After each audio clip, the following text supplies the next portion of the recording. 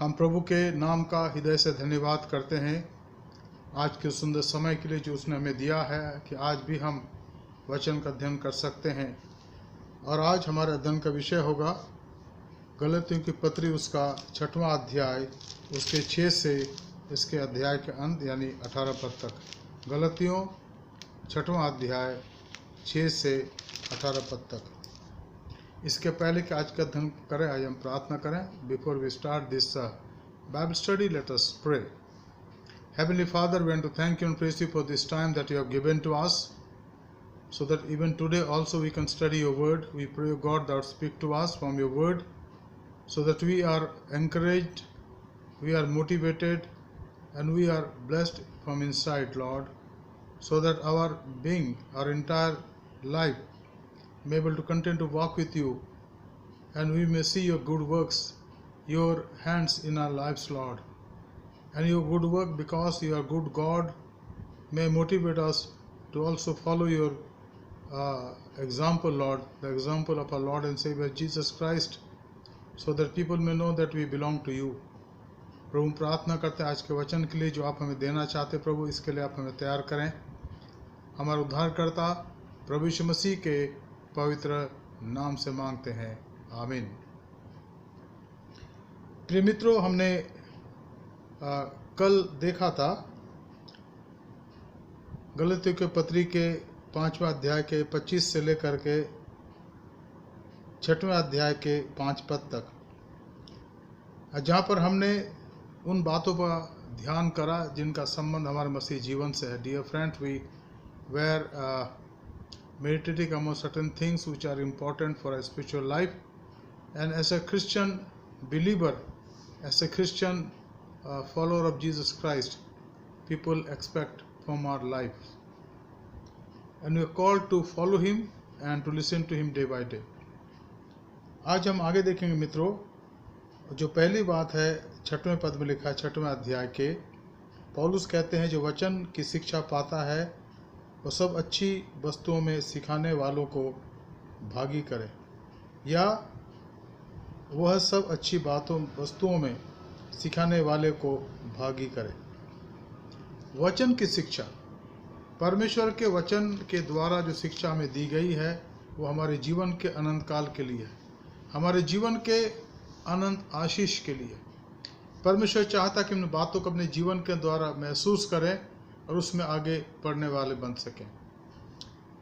वचन शिक्षा का मतलब है कि परमेश्वर के जो वचन है वो हमारे हृदय के अंदर डाला गया है और हम उन बातों को आगे और बढ़ना चाहते हैं उन वचनों में। यहाँ पर लिखा गया है, अगर आप मेरे साथ पढ़ें 2 तीमुथियुस उसका 3 अध्याय और उसके 15-16 पद में 17 पद में क्या लिखा है वचन की शिक्षा के बारे में। अब मैं चाहता हूँ कि इसको गौर से ध्यान से देखें क्या लिखा है। 2 तीमुथियुस 3 अध्याय 15 से यह लिखा है, और बचपन से पवित्र शास्त्र तेरा जाना हुआ है जो तुझे मसीह पर विश्वास करने से उद्धार प्राप्त करने के लिए बुद्धिमान बना सकता है। संपूर्ण पवित्र शास्त्र परमेश्वर की प्रेरणा से रचा गया है और उपदेश, समझाने और सुधारने और धर्म की शिक्षा के लिए लाभदायक है, ताकि परमेश्वर का जन सिद्ध बने एवं हर एक भले काम के लिए तत्पर हो। भले काम, और हमने यही दिखाना कि जो भले काम करने वाले हैं, लिखा है यहाँ पर, यहाँ स्पष्ट लिखा है सब अच्छी वस्तुओं में सिखाने वाले को भागी करें। ये भला काम है। तो भला काम करना या भला काम को करने की इच्छा हमारे अंदर कहाँ से पाई जाती है? पवित्र बाइबल से। Now we read here, and how from childhood you have been acquainted with the sacred writings, which are able to make you wise for salvation through faith in Christ Jesus. We as a Christian, we are a believer of Jesus Christ, as a follower of Jesus Christ, we are expected to follow him and see remember his example, and always try to do good works in and through our lives. And what are those good works? Good works is not only merely by our hands, but by our thinking. We need to be positive in our thinking, positive in our every planning, because when we become negative in our thinking, the attitude of pessimism comes. हम निराशावादी बन जाते हैं. And therefore, the first thing, the good work, I think, is to be positive in our attitude, in our understanding, in our thinking, in our perseverance, in our walking with the Lord. The second good work is to worship Him in spirit and truth. जो दूसरी बड़ी बात है जिसमें हम अच्छी बात करने की बात सोचते हैं, तो वहाँ जो हमारे जीवन की जो सबसे महत्वपूर्ण बात है वह है कि हम परमेश्वर के आराधना आत्म सच्चाई से करने लगते हैं. उसकी आराधना के अंदर जो हमारा मन है उसमें स्वार्थ नहीं पाया जाता है. And many times, friends, we worship God with the attitude of superior complex. We think high of us and we think low for others.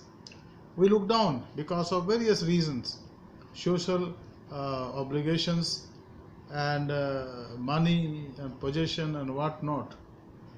But here we come in equality.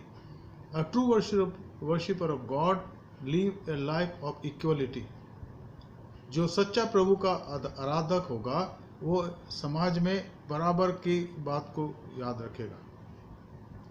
Nor there's no superiority in our country. There's a superiority. There are some people, some bunch of people that think they're superior than anybody else. It is wrong. Biblically it is wrong, because in Christ we all are one.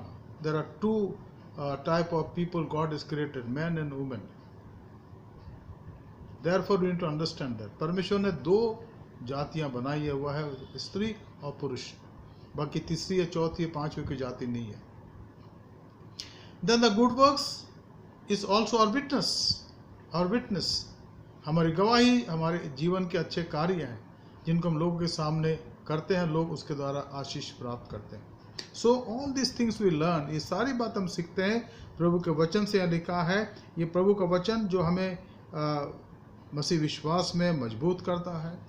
ये वचन हमारे जीवन को बुद्धिमान बनाता है. ये वचन हमारे जीवन को प्रोत्साहित करता है ताकि हम उस बात के उपदेश देते रहें, लोगों को समझाते रहें, सिखाते रहें और उनको सुधारने के अंदर, ताकि अगर हमारा जीवन सुधरा है तो उनको सुधार सकते हैं. ये नहीं कि हम अपने जीवन पर ध्यान दें, दूसरों को सुधारने चले. दूसरों को सुधारने चले. और कई बार ऐसे ही होता है ना, जीवन के अंदर बहुत सारी बातों को हम छिपा रखते, सोचते कोई नहीं जानता, परमेश्वर तो देखता है. और दूसरों को अच्छी अच्छी बातें सिखाते, दूसरों की गलतियां ढूंढते हैं, वो हमारे जीवन से अलग हो जाए. और फिर लिखा है धर्म की शिक्षा के लिए. धर्म की शिक्षा, धार्मिकता की शिक्षा, ताकि परमेश्वर के अनुग्रह में लोग बढ़ते चले जाएं.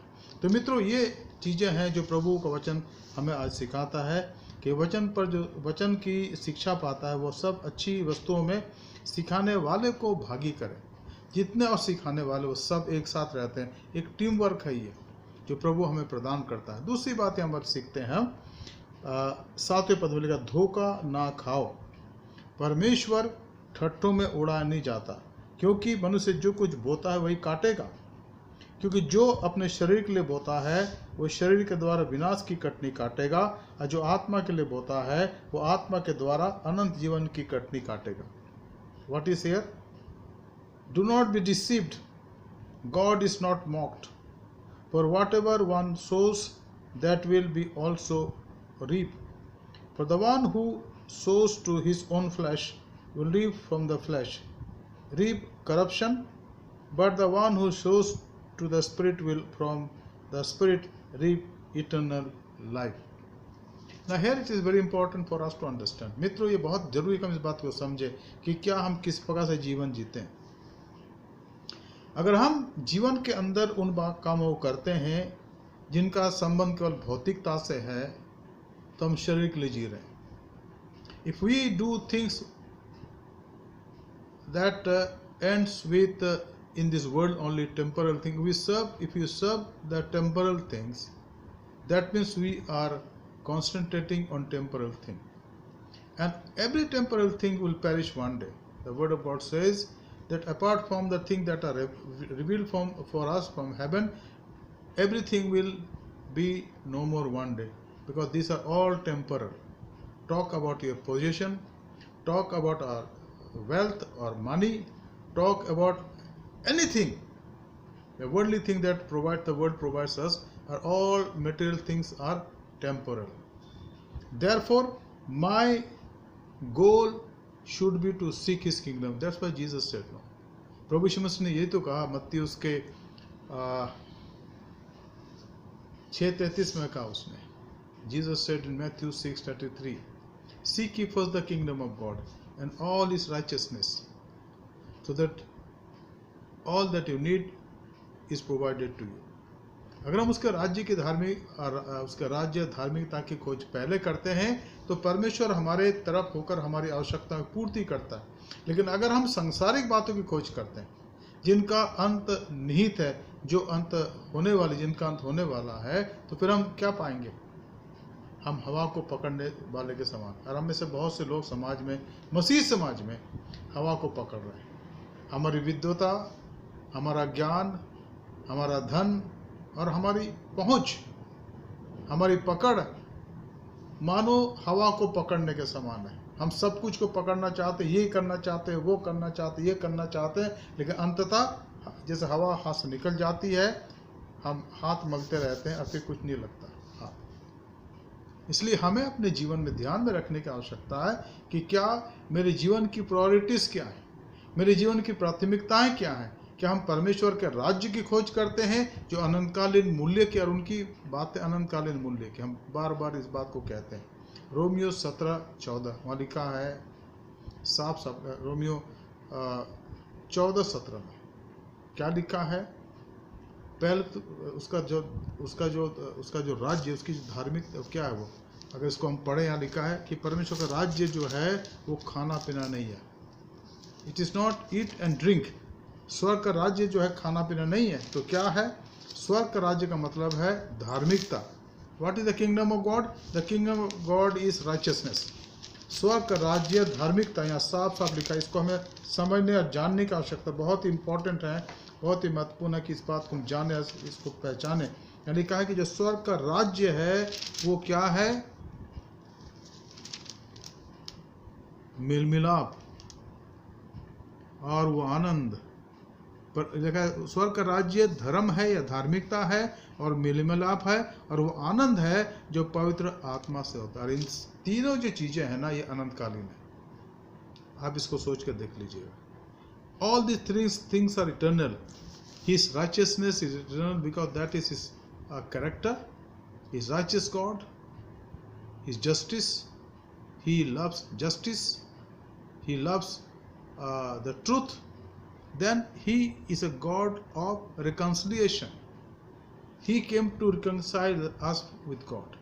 वो इस संसार में हमारा मिलमिलाप परमेश्वर के साथ कराना है. इसका वर्णन हम पढ़ते हैं 2 कुरिन्थियों के 5 अध्याय के अंदर साफ साफ लिखा है कि वो हमारा मेलमिलाप करता है. और फिर परमेश्वर का राज्य क्या है? यहाँ लिखा है स्पष्ट रूप से, परमेश्वर का राज्य है वो आनंद जो पवित्र आत्मा से होता है. तो पवित्र आत्मा अनंत है, इसलिए वो आनंद भी अनंत है. इसलिए जब हम उसका राज्य की खोज करने की बात करते हैं, हम उसके अनुग्रह में बढ़ना चाहते हैं, तो हम उसका राज्य की खोज करते हैं. यहाँ लिखा है स्पष्ट रूप से, धोखा ना खाओ, परमेश्वर ठट्ठ में उड़ा नहीं जाता. भजन 2 आप पढ़ लीजिएगा, रीड साम 2. वहाँ लिखा है कि जो स्वर्ग में विराजमान वो हंसेगा. किन पर हंसेगा? जो परमेश्वर की बातों को ठट्ठों में उड़ाते हैं. भजन 1 में यही तो लिखा है, और वो ठट्ठा करने वालों के मजलिस में नहीं बैठता. स्कॉफर्स, ठट्ठा करने वाले आज भी दुनिया में बहुत से लोग हैं जो परमेश्वर की बातों का, परमेश्वर के लोगों का और परमेश्वर की सेवा के बारे में ठट्ठा करते हैं कि वो क्या कर सकते हैं, वो क्या कर सकते हैं, उनसे अच्छा तो हम ही कर रहे हैं. ये नहीं, परमेश्वर के लोगों का जो सचमुच में प्रभु के दास और दासी हैं, उनके बारे में मजाक करना, उनका माखौल उड़ाना परमेश्वर के लिए. यीशु ने कहा कि जो मुझे तुझ जानता है वो मेरे भेजने वाले को तुझ जानता है. और उसने भी कहा कि जो लोग मेरे नाम के कारण तुम्हारी निंदा करें, मेरे नाम के कारण. तो मतलब यहाँ पर यह है कि प्रभु के लोगों की निंदा बिना किसी वजह के, बिना किसी कारण के परमेश्वर की निंदा करना है। और इस बात पर हमें गौर करने की आवश्यकता नहीं, तो जिससे मैं बार बार कहता हूँ, वचन लिखा है, मैं नहीं कह रहा हूँ, कि परिणाम अगर पश्चाताप वो नहीं करते हैं तो भयंकर होंगे। वचन कहता है। इसलिए हमें इस बात को बहुत ही ध्यान और गौर से सोचने और इस पर ध्यान देने की आवश्यकता है। धोखा ना खाओ, don't be deceived, God is not mocked. कभी कभी हम सोचते हैं कि हम परमेश्वर के लिए ठट्टा तो नहीं कर रहे, लेकिन जो उनके बुलाए लोग हैं ना, जो अपना बदला नहीं लेते हैं, जो शांत रहते हैं, अगर आप उनका ठट्ठा करते हैं, उनके खिलाफ झूठे आरोप लगाते हैं, तो याद रखिएगा ये आरोप परमेश्वर के लिए लगा रहे हैं, परमेश्वर के लिए लगा रहे हैं। संत पौलुस के ऊपर कितने आरोप लगाए गए, और भी संतों के ऊपर कितने आरोप लगाए गए, बहुत से आरोप लगाए गए। उन सब ने उन आरोपों को उनका जवाब नहीं दिया, कि वो जानते थे कि अंततः इनका जवाब वो देगा जिसने हमें बुलाया। और उन्होंने दिया। ऐसा होता है। आप परमेश्वर को मौका दे के देखिए। वो कहता है न्याय करना मेरा काम है, तुम्हारा काम नहीं है। इसलिए जो लोग आरोप लगाते हैं, ये जरूरी है कि तत्काल या तुरंत अगले 3, 4, 5 साल तक जो जिनके खिलाफ उन्होंने बात को कुछ नहीं बोलते, शांत रहते हैं। लेकिन वो जो मालिक जिसने भेजा है ना, वो देखता है, वो देखता है। और यहाँ स्पष्ट लिखा है कि जो लोग परमेश्वर का ठट्ठा उड़ाते हैं और वो इसी प्रकार से जो बोते हैं, बीज बोते हैं ना, अगर कड़वे बीज बो दिए तो दाना भी कड़वे निकलेंगे, और जब परिणाम कड़वा निकलता है तो वे छटपटाने लगते हैं और फिर कहते हैं अरे भाई साहब दुआ कर दीजिए, ऐसा हो गया, ऐसा हो गया। सोचते नहीं कि इसका कारण क्या है। मनुष्य अपने निर्णय का गुलाम होता है। Human being is the servant और a servant of his decision और her decisions. Whatever I decide, it may be for the glory of God, then I'll be exalted in His sight. I'll be given importance in His kingdom. But if it is not for His glory, I'm sowing the seed of bitterness or jealousy or malice. The fruit of those will be exactly those. And we sometimes sow, हम ऐसे बीज बोते हैं ना जिसका परिणाम हमारे बच्चों और उनके बच्चों को मिलता है।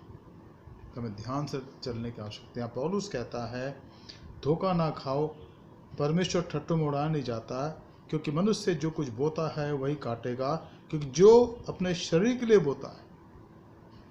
हम तो कहते हैं ना, हमने देखा था और हम देख रहे हैं इन दिनों में, पहले कुरिन्थी की पत्री को हम देख रहे हैं रविवार आराधना के समय। तो दूसरा तीसरा अध्याय के अंदर पहले कुरिन्थी में आत्मिक व्यक्ति और शारीरिक व्यक्ति का वर्णन किया गया, जिसको हमने देखा अच्छे से। और यहाँ पौलुस कहते हैं कि जो शरीर के लिए बोता है वो शरीर के द्वारा विनाश की कटनी काटेगा, विनाश की कटनी। तो अगर हम विनाश होने के लिए तैयार अपने को कर रहे कि चलो हमारा विनाश ही होगा। बहुत से लोग कहते हैं चलो कोई बार फर्क नहीं पड़ता है, यहाँ तो स्वर्ग किसने देखा, नरक किसने देखा, तो जो कुछ करना इस दुनिया में कर लो, चाहे किसी का नुकसान ही क्यों ना हो जाए। वो अपने आप को विनाश की तैयारी में लगे। और अगर वो पश्चाताप ना करें, अगर अपने जीवन को प्रभु के हाथ में ना सौंपे, आंसू ना बहा कि प्रभु मुझे क्षमा करें, तो भविष्य भयंकर है, चाहे कोई भी क्यों ना। इसलिए इस बात को जानने और समझने की आवश्यकता है। वह शरीर के द्वारा विनाश की कटनी काटेगा, और जो आत्मा के लिए बोता है वह आत्मा के द्वारा अनंत जीवन की कटनी काटेगा। आत्मा के लिए बोने का मतलब है धार्मिकता के द्वारा प्रभु के साथ चलना, उसका अनुसरण करना, उसमें बने रहना, गरीब और बेवा और दुखियों की मदद करना, और हमेशा सकारात्मक रहते हुए प्रभु के जो काम हमें दिए जाते हैं कलीसिया में या समाज में, उसको करने की आवश्यकता है। बहुत से काम है जो हमें दिए जाते हैं। प्रभु के दास जो सेवक हैं, पासबान है, या जो हमारे अगुवे, वो हमें बहुत से काम देते हैं। क्या उनको छोड़ करके अपना एजेंडा खड़ा कर देते हैं कि भाई ये होना चाहिए। और कुछ लोग ऐसे होते हैं जो चाहते हैं कि उनका एजेंडा माना जाए। थोड़े समय के लिए लोग जो समझ नहीं पाते उनकी पे चलते हैं, लेकिन जब उनको समझ में आ जाता है तो वो व्यक्ति अकेला रह जाता है, बाकी सब चले जाते छोड़ के। नहीं, ये गलत सिखा रहा है। हमें इस बात को ध्यान में रखने की आवश्यकता है कि क्या हम अपने जीवन के द्वारा आत्मा के द्वारा अनंत जीवन की बात कर रहे हैं। इसका अंत, क्योंकि हमारे जीवन का अंत इस संसार में होगा। कोई भी यहाँ पर अंत काल के लिए नहीं आया। अब कोई भी ना सोचे कि भाई जो कुछ आज मैं हूँ 100 साल के बाद भी, ये नहीं, सब कुछ समाप्त हो जाएगा और एक दिन जब वो आएगा तो हम जिलाए जाएंगे।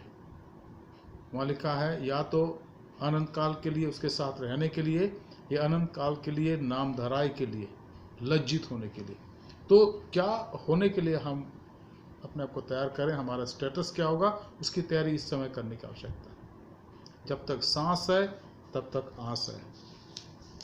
तीसरी बात यहाँ लिखा है 9 पद में, हम भले काम करने में साहस ना छोड़ें, क्योंकि यदि हम भले काम करते हैं, यदि हम ढीले ना हो तो ठीक समय पर कटनी भी काटेंगे।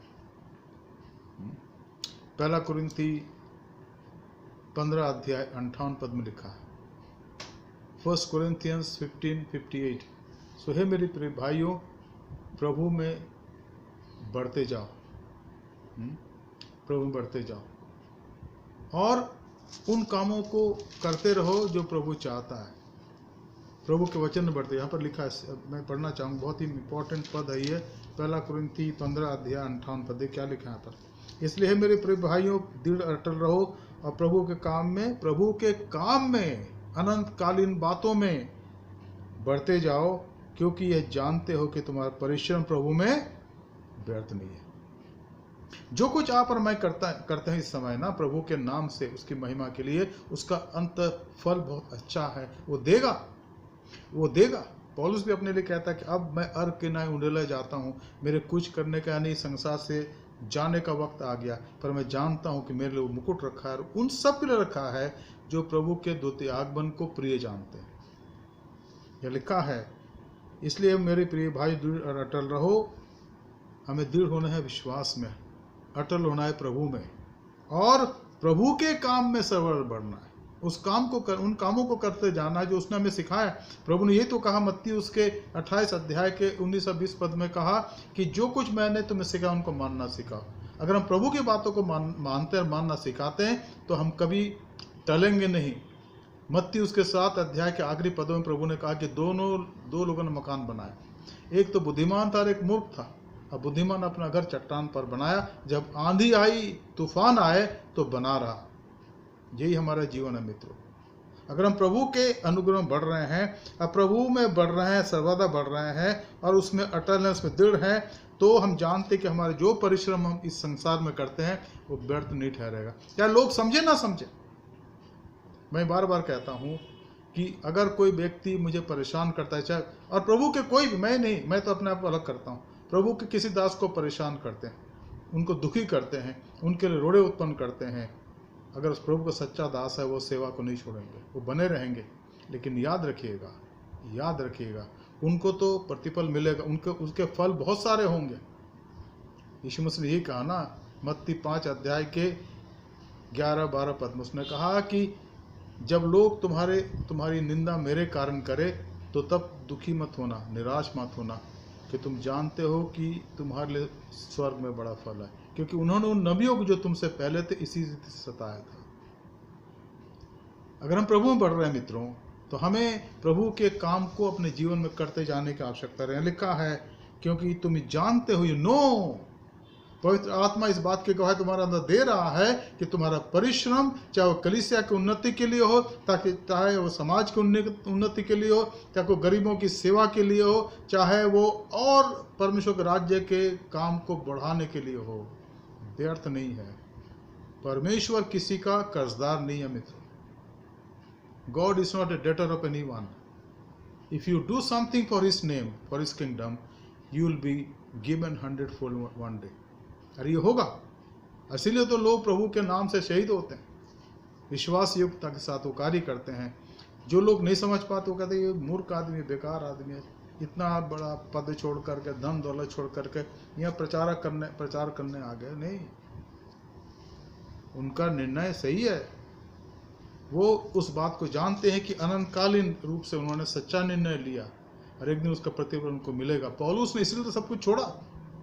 धुरंधर विद्वान, एक फरीसी, व्यवस्था को जानने वाला एक डॉक्टर, सब कुछ छोड़ दिया। वो कहता है मसीह के लिए मैंने सब कुछ छोड़ दिया, अपना सब कुछ को मैं तुच्छ समझता हूँ। अब मेरी एक ही लालसा है, हाँ एक ही लालसा है, फिलिपियों 3:10 और गलतियों 2:20, कि मैं उसको जानूं, उसके साथ मृत्यु में सौभाग्य होने के मर्म को जानूं, ताकि मैं उसके साथ उस पुनरुत्थान के आशीष को प्राप्त कर सकूं।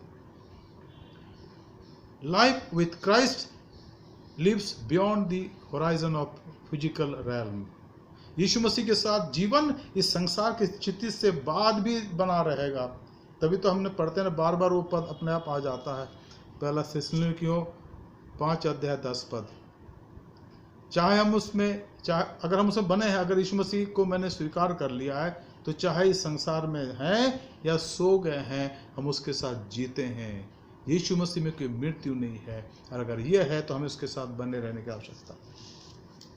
इसलिए लिखा है भले काम करने में साथ न छोड़ो, क्योंकि यदि हम ढीले ना हो तो ठीक समय पर कटनी काटेंगे। चौथी बात है, इसलिए कि जहाँ तक अवसर मिले हम सबके साथ भलाई करें, विशेष करके विश्वासी भाइयों के साथ। जहाँ तक संभव हो हमारे के लिए भलाई करें, हमारे अंदर भलाई करने की तबीयत पाई जाए, इच्छा पाई जाए। मैं कई लोगों को जानता हूँ हमारे समाज में, आज मेरी उम्र लगभग 60+ है, आप सब जानते हैं। मैंने अपने जीवन के इस सेवकाई के 40 सालों में देखा, 40-45 साल हो रहे हैं, कि जिन्होंने भलाई करी है वो आज भी दूसरों के लिए आशीष का कारण है। यह साफ साफ लिखा। इसलिए जहाँ तक हो सके हम सब के साथ भलाई करें। अगर मैं किसी का भला नहीं कर सकता हूँ, है ना, तो नुकसान क्यों करूँ। इसलिए खुद भले होने की आवश्यकता है, और जब हम भले हैं तो भलाई करेंगे, भलाई करेंगे। और हमारी जो भलाई दूसरों के लिए है उसका संबंध हमारे आत्मिक जीवन से है। हम परमेश्वर के करीब हैं, उसके निकट है, तो हमारे कार्य जो है भले कार्य है। भले कार्य का मतलब ये नहीं कि हम दूसरों को दान दें, दक्षिणा दें, दूसरों की मदद करें। भले काम का मतलब है अंदर भला होना, अंदर दूसरों के लिए जलन नहीं रखना, अंदर दूसरों के लिए कुटिलता ना रखना, अंदर दूसरों के लिए ऐसी भावना ना रखना कि भाई उनका भी नुकसान हो जाए। इससे बचने की आवश्यकता है। Our good attitude is important. हमारा जो अच्छा बर्ताव है, मन स्थिति, वो इम्पोर्टेंट है। अगर हम अच्छे हैं तो अच्छा करेंगे। और यहाँ पर पौलुस कहते हैं जहाँ तक अवसर मिले हम सबके साथ भलाई करें, विशेष करके भाइयों के साथ। देखो मैंने कैसे कैसे बड़े अक्षरों में तुमको अपने हाथ से लिखा है। पौलुस कहता कि मैंने इसका वर्णन तुम्हारे लिए करा, स्पष्ट रूप से, अस्पष्ट नहीं है, स्पष्ट है। I am writing to all of you with bold large letters. I am writing to you with my own hand because I have done it and I am writing to you. अब यहाँ पर एक बहुत महत्वपूर्ण सवाल है, वो फिर से एक बार आ जाता है, जो 5वीं बात हुआ है। जो लोग शारीरिक दिखावा चाहते हुए ही तुम्हारा खतना करवाने के लिए दबाव डालते हैं, केवल इसलिए कि वे मसीह के क्रूस के कारण सताए न जाएं, क्योंकि खतना कराने वाले स्वयं तो व्यवस्था पर नहीं चलते, पर तुम्हारा खतना इसलिए कराना चाहते हैं कि तुम्हारी शारीरिक दशा पर घमंड करें। अब यहाँ पर हम थोड़ा उन वचनों को देखेंगे जहाँ पर खतने के बारे में लिखा हुआ है, और इसको हमें समझने जानने की आवश्यकता। मैं चाहूँगा आप मेरे साथ पढ़ें मेहरबानी से। जो पद मैं पढ़ना चाहूँगा पाया जाता है रोमियो की पत्री उसका 4था अध्याय, और उसके 9 से हम पढ़ेंगे, उसके कुछ पदों को 12 तक हम देखेंगे। खतने के बारे में यहाँ भी लिखा है, रोमियो 4 अध्याय 9 से। Romans chapter 4 verse 9 to 12। तो यह वचन, धन्य वचन क्या खतने वाले ही के लिए है, यह खतना रहितों के लिए भी। हम ये कहते हैं कि अब्राहम के लिए उसका विश्वास धार्मिकता गिना गया, तो वो कैसे गिना गया, खतने की दशा में या बिन खतने की दशा में? खतने की दशा में नहीं, परंतु बिन खतने की दशा में। उसने खतने का चिन्ह पाया कि उस विश्वास की धार्मिकता पर छाप हो जाए जो उसने बिना खतने की दशा में रखा था, जिससे वह उन सब का पिता ठहरे जो बिना खतने की दशा में विश्वास करते हैं, ताकि वे भी धर्मी ठहरे और उन खतना किए हुओं का पिता हो जो न केवल खतना किए हुए हैं परंतु अपने पिता इब्राहिम के उस विश्वास की लिख पर चलते भी हैं जो उसने बिन खतने की दशा में पाई। तो यहाँ पर बिल्कुल साफ साफ लिखा है कि परमेश्वर के सामने वे सब धार्मिक गिने जाते हैं जो अन्य जाति लोग हैं, हिदन लोग हैं, जिनका खतना नहीं हुआ। और वचन के आधार पर उनको हम इसके लिए विवश भी नहीं कर सकते, क्योंकि परमेश्वर हमारे मन की खतना करता है, हमारे मन को शुद्ध करता है, हमें पवित्र करता है। और हम पढ़ते इसके बारे में प्रभु के वचन में यिर्मयाह की पुस्तक उसका 17 अध्याय 9 और 10 पद आप पढ़ लीजिएगा कि वो तो मनों को जांचता है। इसलिए हम पढ़ते हैं 2 कुरिन्थी 5:17 के अंदर लिखा है मन के परिवर्तन के लिए। अब जो यीशु मसीह में है वो नई सृष्टि है। तो सृष्टि हम अंदर से थोड़ी बाहर से नहीं बनते, नहीं, हमारी उम्र वही होती है जो प्रभु पर विश्वास करते समय होती है, 20 साल 25 साल, कभी 15 साल, कभी 50 साल। तो शारीरिक रूप से कोई परिवर्तन ऊपरी रूप से नहीं आता, लेकिन कहाँ आता है? मन का परिवर्तन हो जाता है, मन हमारा बदल दिया जाता है। When we accept Jesus Christ, our heart is being transformed and we become new creation and that is to be born again. जब ऐसा हो जाता है तो परमेश्वर हमें अपने पास स्वीकार करता है, हमें ग्रहण करता है। एक पद और मैं पढ़ना चाहूँगा इसी के संदर्भ में। मैं चाहूँगा आप मेरे साथ निकाल लें मेहरबानी से फिलिपियों की पत्री उसका 3 अध्याय और उसके 3 और 4 पद को देखें। Let's read Philippians chapter 3 verse 3 to 4 where Paul again talks about the circumcision। यहाँ लिखा है, क्योंकि खतना वाले तो हम ही हैं जो परमेश्वर के आत्मा के अगुवाई से उपासना करते हैं और मसीह पर घमंड करते हैं और शरीर पर भरोसा नहीं रखते। पर मैं तो शरीर पर भरोसा रख सकता हूँ, यदि किसी और को शरीर पर भरोसा रखने का विचार हो तो मैं उससे बढ़कर रख सकता हूँ। 8वें दिन मेरा खतना हुआ, इस्राएल के वंश और बिन्यामीन के गोत्र का और इब्रानी को इब्रानी और व्यवस्था के विषय में यदि कहो तो मैं फरीसी हूँ। Paul not talks about himself. और हमने ये पढ़ा फिलिपियों के पत्र उसका 3 अध्याय उसके 3 से 5 पद तक हमने पढ़ा। इसको अब देखिएगा, तो यहाँ पर खतने के बारे में समझाया गया। वो कहता है कि मैं शरीर पर भरोसा नहीं रख सकता। For we are circumcision who worship by the Spirit of God and glory in Christ Jesus and put no confidence in the flesh. Though I myself have reason for confidence in the flesh also, if anyone else thinks he has reason for confidence in the flesh, I have more. He talks about himself. He said, I have been circumcised on the 8th day of the people of Israel, of the tribe of Benjamin, a Hebrew of Hebrews, as to the law a Pharisee। और अपने बारे में सारी बात का वर्णन करता है। तो कहता है कि हम खतने के बारे में जब इस बात पर गौर करते हैं तो हम ध्यान से देखें कि क्या सचमुच में हम खतने का तो हमने जाना है। यहाँ पौलुस यही तो कहते हैं, जो लोग शारीरिक खतने दिखावा चाहते हैं वही तुम्हारा खतना करवाने के लिए दबाव डालता है। उस समय में जब पौलुस संसार में थे, प्रचार करते थे, तो ऐसे कई लोग पाए गए।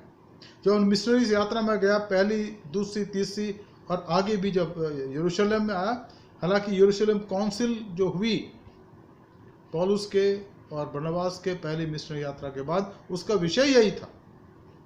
तब उन्होंने बहुत अच्छा निर्णय दिया, जिसको हमने पहले भी देखा है कि 4 बातें बताया कि इनसे अलग रहो, आगे तुम्हारा शुभ होगा। क्या क्या बातें? मूर्ति पूजा से अलग रहो, गला घोटों के मांस से अलग रहो, और लहू मत खाओ, और व्यभिचार से अलग रहो, अपने आप को अलग रखो। और तब संतों ने कहा कि अगर ये तुम कर रहे हो तो आगे तुम्हारा हमेशा अच्छा ही होगा। और कलीसिया की ये आयन उस समय बनाया गया जब यरूशलेम के काउंसिल हुई, जो आज तक वो ऐसा ही है, उसमें कोई रद्द बदल नहीं आया।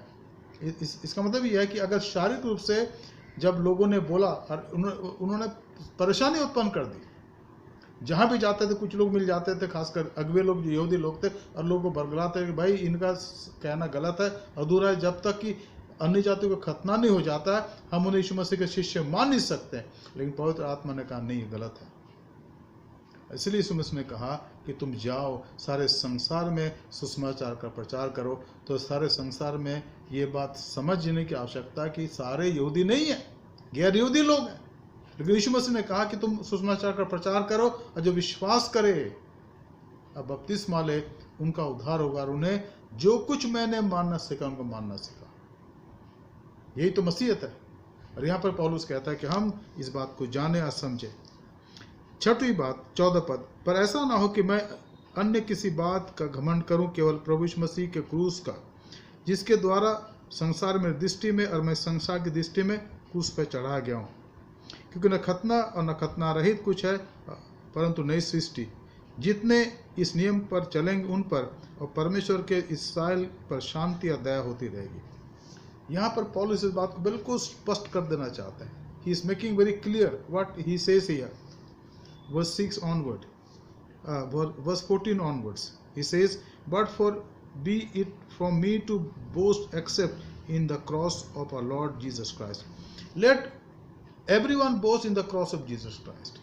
Because of that cross where he was hanging, he has taken our sin on himself. And then he gave his life. He died on the cross. And therefore his death is the expiation, is the atonement for our sins. उसके क्रूस पर चढ़ाए जाने के कारण अगर हम उस पर विश्वास करते, यीशु मसीह ने यही कहा था ना यूहन्ना उसके 3 अध्याय के अंदर, जब वो बात कर रहा था निकोदेमुस से कि जब मनुष्य का पुत्र ऊंचे पर चढ़ाया जाएगा तो अपने तरफ वो बहुत खींचेगा, जो उस पर विश्वास करेंगे वो जीवन को प्राप्त करेंगे। इस बात को जानने और समझने और उस पर ध्यान देने की आवश्यकता। And therefore the last thing, the 7th one, आगे कोई मुझे दुख ना दे, क्योंकि मैं मसीह के दागों को अपनी देह में लिए फिरता हूँ। हे भाइयों, हमारे प्रभु यीशु मसीह का अनुग्रह तुम्हारी आत्मा के साथ है। If you read the letter of St. Paul, second letter of Corinthians chapter 11, there he talks about the pain that he had to go through.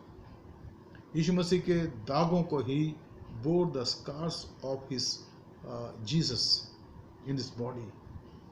He said that, उसने कहा कि मुझे 5 बार 39 कोड़े लगाए गए। 5 बार 39 कोड़े मित्रों, हम कल्पना नहीं कर सकते। 3 बार मुझे बेत से मारा गया, 1 बार मुझे पत्थरों किया गया, और ये समझ गया कि मर गया लुस्त्रा के अंदर, पहली मिशनरी की यात्रा के दौरान। फिर भी ये प्रभु का दास खड़ा रहा, क्योंकि जानता था कि ये सारी बातें तो मेरे साथ होंगी, क्योंकि मैंने प्रभु को अपना जीवन दिया। इसलिए ये सारी बातें मेरे अंदर आएगी, मेरे जीवन में आएंगी, लेकिन मुझे इन सब से परे देखना है, प्रभु को देखना। तभी तो कहता कि मैं उसको जानना चाहता हूँ, यीशु को जानना चाहता हूँ। मित्रों, आज आपकी और मेरी हमारा निर्णय क्या है? आज हम इस गलती के पत्री को समाप्त करते हैं। हमने बहुत सी बातें यहाँ देखी, और मेरी आशा है कि इन बातों को हम ध्यान में रखेंगे, इसमें बढ़ते चले जाएंगे, और हमारा मसीह जीवन एक आशीषित जीवन होगा, एक गहरा जीवन होगा, और एक अनुकरणीय जीवन होगा। क्या आप ऐसा जीवन चाहते हैं? आइए हम प्रार्थना करें। धन्यवाद, स्तुति और महिमा के पिता परमेश्वर, स्वर्ग और पृथ्वी के स्वामी, हम आपके चरणों में आते प्रभु, आज के वचन के लिए आपका धन्यवाद करते हैं, और आपसे विनती करते प्रभु कि हमने जो कुछ सीखा प्रभु उसमें बने रहें, ताकि हमारे जीवन, हमारी सेवकाई आपको पसंद आए। हे प्रभु जी, हम प्रार्थना करते हैं इस वचन के आशीष से आप हमें भरपूर करें। इस धन्य कलीसिया पर आशीष हो प्रभु जी, ताकि हमारा ध्यान संसारिक बातों से हट कर प्रभु आपकी तरफ लग जाए, क्योंकि आप ही अनंत हैं, आप ही जीवित हैं, आप ही महान हैं, और आप ही पुनरुत्थित प्रभु हैं। Lord, we pray thou take our eyes off from this world, the temporal things, Lord, and fix our eyes on Jesus, the author and finisher of our faith. Lord, we trust you, we love you, and we follow you, Lord. Bless this Bible study. Bless our congregation. In Jesus' precious name I pray. Amen. Dear friends, we have some announcement, and these are very common. This Bible study takes place every day, weekdays, Monday to Saturday from 7:30. But I know that many people are watching this Bible study in 9 o'clock, 10 o'clock, even 11 o'clock also. You are free to, because this is a recorded portion that comes to you. So you are free to do that. But please invite your friends and those who are available as your family member or your prayer partners, this is open for everyone. You remember that we have Sunday school every Sunday and the time is 4:30. So I request all the parents to please prepare your children and participate in the Sunday school. हमारी youth की meeting होती है हर Sunday को 2 बजे zoom के द्वारा, उसमें आप भाग लें हमारे वाइफ के बच्चे। और साथ ही साथ हमारे यंग एडल्ट फेलोशिप की मीटिंग भी हर संडे को होती है। मैं चाहूँगा कि इसमें भी हमारे वे लोग जो सदस्य हैं भाग लें और दूसरों को भी प्रोत्साहित करें। हमारे बहनों की सभा होती है हर सेकंड सैटरडे को, समय है दोपहर को 4 बजे जूम के द्वारा। तो मैं चाहूँगा कि हमारे बहनों को आप प्रोत्साहित करें, खासकर हमारी बहनें, हमारी WCS की बहनों को मैं प्रोत्साहित करना चाहता हूँ कि आप उसमें आएँ और भाग लें और उस आशीष को प्राप्त करें। अपने देश के लिए प्रार्थना करें, इस पेंडेमिक के लिए कि ये ख़त्म हो जाए।